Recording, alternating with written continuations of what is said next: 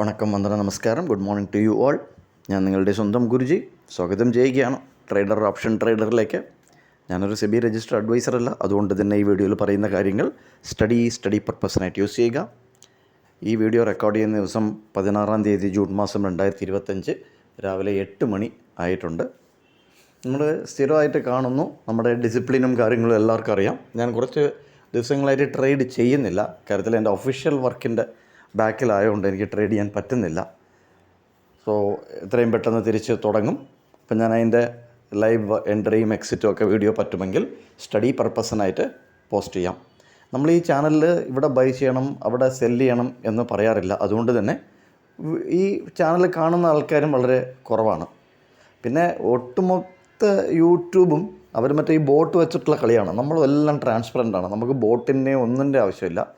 നമുക്കൊരു 616 അടുപ്പിച്ച് നമുക്ക് സബ്സ്ക്രൈബേഴ്സ് ഉണ്ട്. 616-17 അടുപ്പിച്ച് സബ്സ്ക്രൈബേഴ്സ് ഉണ്ട്.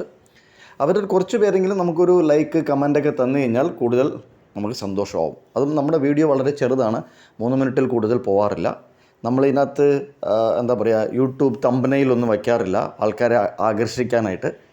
പക്ഷേ ഇത് കണ്ട് നിങ്ങൾ അനാലിസിസ് ചെയ്താൽ നിങ്ങൾക്ക് ഇൻഡിവിജ്വൽ ട്രേഡറായിട്ട് മാറാം. അതിന് ഞാൻ ഗ്യാരണ്ടി.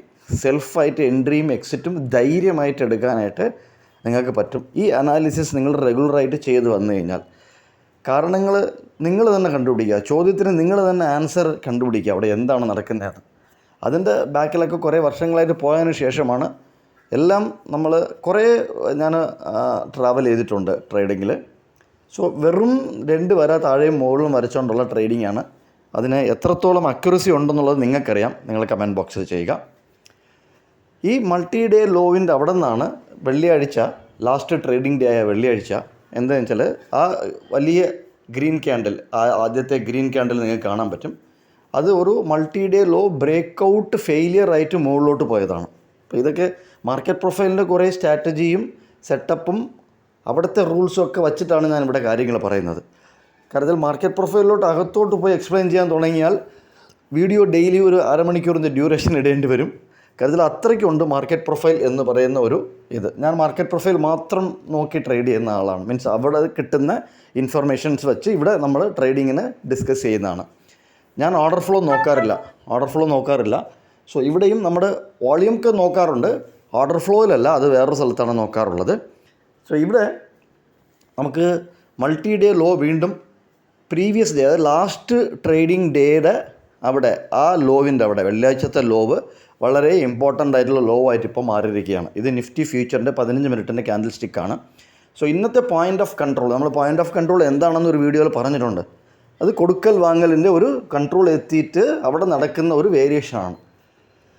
അത് എങ്ങനെ ചെയ്യണം എന്നുള്ളതും ഏത് ബേസ് ചെയ്തിട്ട് നമുക്ക് എൻട്രി എടുക്കണം എന്നുള്ളതും ഒരു വീഡിയോ നമ്മൾ ഇതിനകത്ത് ഇട്ടിട്ടുണ്ട്. അതും പോയി നോക്കുക.